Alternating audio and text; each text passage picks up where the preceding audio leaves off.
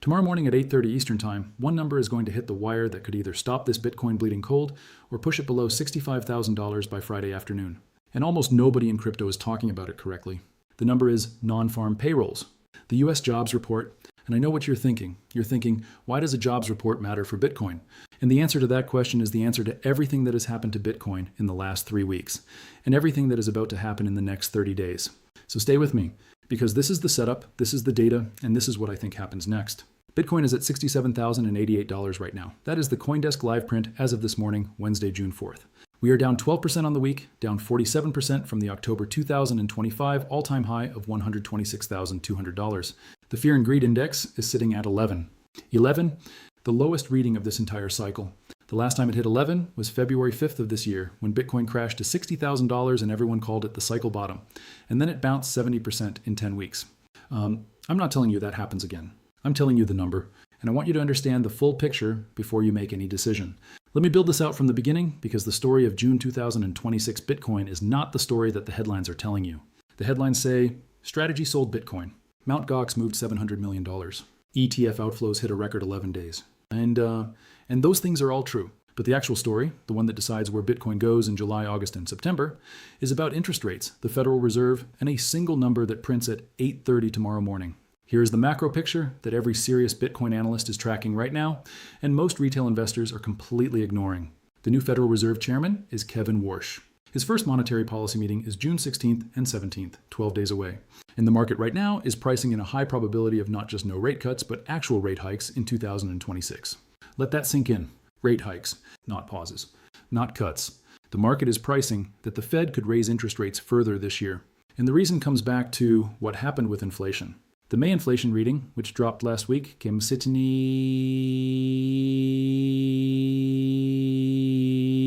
sticky, stickier than expected. Prices are not cooling fast enough. The ADP private payrolls number this morning showed 122,000 jobs added, stronger than the forecast of 117,000, stronger than April's 105,000. The economy is not slowing, and when the economy isn't slowing, the Fed doesn't cut rates. When inflation is sticky and the economy is strong, the Fed considers hiking rates. And when rates go higher, risk assets suffer. Stocks get hit. Bitcoin gets hit harder. Now here is why tomorrow's jobs number matters so much. Economists are forecasting 85,000 jobs added in May. That is down from 115,000 in April. The unemployment rate is expected to stay at 4.3%. If the actual number comes in below the forecast, say under 70,000, it signals the labor market is cooling. A cooling labor market means the Fed doesn't need to hike. It might even need to cut eventually. And that narrative flip, from rate hike fears to rate cut hopes, is exactly the kind of macro shift that historically ends Bitcoin's institutional selling pressure and reverses ETF outflows. One soft jobs number on Friday could change the entire tone of this market by Friday afternoon. If the number comes in hot, above 100,000, above expectations, it confirms the rate hike narrative. The Fed stays aggressive, risk assets continue to get de-risked. Bitcoin could test $65,000. If 65,000 breaks on a daily close, the next technical target is 60,000. And below that, the 200-week moving average, which is estimated between $62,000 and $65,000, and which has marked every single Bitcoin cycle bottom in history. That is the binary that this market is sitting in right now. And I want to make sure you understand it clearly, because the financial media is going to frame tomorrow's jobs report as a stock market story. It is a Bitcoin story. Every bit as much as ETF flows and whale wallets and on-chain data, the jobs number tomorrow morning is the most important single piece of information that the Bitcoin market will receive this week. Now let me walk you through the complete technical picture, because the chart right now is telling a story that is simultaneously terrifying and fascinating. Bitcoin hit $65,400 intraday yesterday. That is the lowest level since early March. It touched the 0.618 Fibonacci retracement of the full rally from the 2024 lows to the October 2025 peak. That level, 65,000 to 65,500,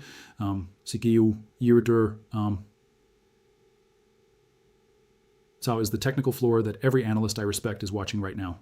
Michael Vandepapa has flagged 65,000 and 61,000 as the two critical levels below the current price. The 0.786 Fibonacci sits at 64,866. Below that, the 200-week moving average, the metric with the perfect track record at every cycle bottom, is approaching from below, estimated between 62,000 and 65,000 based on current trajectory. Here's what the chart is saying to me right now. Bitcoin has spent the last 3 sessions finding intraday buyers at 65,000 to 66,000. The market has not yet closed below 65,000 on a daily basis. And in the absence of a new catalyst, intraday support is holding. That does not mean the low is in. It means sellers are exhausting their supply at this level, at least temporarily. The RSI on the daily chart is in the low 30s. Production core is in, but at the approaching oversold conditions not seen since the February capitulation low. When RSI was this suppressed in February, Bitcoin bounced 70% over the next 10 weeks. Again, I am not predicting that. I am giving you the data comparison, and you decide what weight to assign it. The resistance stack above current price is the other side of this picture. 69,124 is the first real hurdle. That is where the short-term trend structure begins to repair. Above that, the ETF complex will not start attracting new institutional inflows in size until Bitcoin reclaims 70,000 on a sustained basis, because 70,000 is the psychological level that institutional buy programs are reportedly gated behind. Above that, the EMA cluster between 76,400 and 76,700, where the 20, 50, and 100-day moving averages are converging, is the ceiling that needs to break before any case for a meaningful recovery can be made on the chart. Now I want to talk about the ETF data, because it is the most important daily variable in this market, and it has been screaming one message for 11 straight days. The record 11-day outflow streak that ended Monday has wiped approximately $3.45 billion from US spot Bitcoin ETFs. Total assets under management across the 11 funds dropped from $104 billion to approximately $94 billion over this stretch. The year-to-date flow position has now turned negative. Isim Zais Nikibin. The ETF complex has collectively taken out more capital in 2026 than it has put in when you net the strong January inflows against the May-June outflows. And according to Investing.com's analysis, unlike previous short outflow events, this 11-day streak represents genuine macro-driven institutional de-risking, a deliberate reduction in Bitcoin exposure by large allocators who are rotating into cash and bonds as rate hike fears dominate. When whale accumulation stalls at the same time ETF flows go negative, you lose the two biggest sources of structural buying support in the market simultaneously. That is what happened in May. That is why the price fell the way it did. But here's the countersignal that the bears are not pricing correctly. CoinShares and Galaxy research analysts both attributed the outflow streak not to a loss of conviction in Bitcoin's long-term thesis, but to macro repositioning. In plain English, institutions are not selling because they stopped believing in Bitcoin. They are selling because rising rate expectations make all risk assets less attractive in the near term. That is a fundamentally different kind of selling than the 2022 bear market, when the selling was driven by structural failures, Terra/Luna collapsing, Celsius failing, FTX imploding. This time, the infrastructure is intact. The conviction of long-term holders is intact. The catalyst for reversal is macro, not structural, and macro turns faster than structure. That is why tomorrow's jobs number matters so much, because macro can flip in one morning. Let me also bring in the on-chain data that is building quietly beneath this price action, because it tells a story that the fear index doesn't. SpaceX, as reported by Fortune this week, now holds a Bitcoin treasury of $1.4 billion, strategic reserves, not trading positions. Strategic balance sheet, reserves. A company that builds rockets and satellite networks has allocated $1.4 billion to Bitcoin as a treasury asset. That joins Strategy's $61 billion Bitcoin treasury, which has not shrunk despite the recent 32-coin sale. It joins the growing list of corporate balance sheets that are treating Bitcoin as a long-duration store of value rather than a speculative trade. The total value of Bitcoin held as corporate treasury across public companies has now crossed what researchers estimate at over $65 billion. That capital is not sitting on exchanges waiting to be sold. It is in cold storage, on balance sheets, classified as long-term assets. The available supply of Bitcoin, the coins that are actually accessible to create selling pressure, remains at a structural low not seen in nearly a decade. Peter Brandt, veteran trader with 50 years of market experience, published his view this week. Bitcoin could reach $250,000 in 2029, but only after a prolonged bottoming process that may last until September or October 2026. He sees this correction as healthy and necessary. His framing is important because Brandt is not a Bitcoin maximalist. He is a chart technician who has been calling market structure across commodities and currencies for 5 decades. When he sees a bottoming process extending through September to October 2026, he is reading the same thing Cowen is reading. The 4-year cycle timing is intact, the bottom is still ahead, and the recovery comes after it. Now let me give you both cases clearly, as I always do. The bear case for the next 30 days, Friday's jobs report comes in hot. 100,000 or more jobs added. The rate hike narrative is confirmed. The Fed stays hawkish at the June 16th to 17th meeting under new Chair Warsh. Bitcoin breaks below 65,000 on a daily close. The 61,000 to 62,000 zone gets tested by mid-June. Summer liquidity is thin. K33 Research flagged this explicitly, noting that Bitcoin historically drifts lower in June through August on reduced volume, and thin liquidity means each seller has more impact than normal. The The Mt. Gox estate still holds 34,500 Bitcoin with an October 31st deadline, and any further wallet movements trigger another round of fear headlines. In this scenario, the 200-week moving average at 62 to 65,000 becomes the destination, not the floor. The bull case for the next 30 days. Friday's jobs report comes in soft, below 85,000. The labor market is finally cooling. Rate hike expectations collapse. The dollar weakens. Risk appetite returns. ETF flows flip positive on Monday. Bitcoin reclaims 70,000 on a daily close. The Clarity Act advances in the Senate, and the market positioned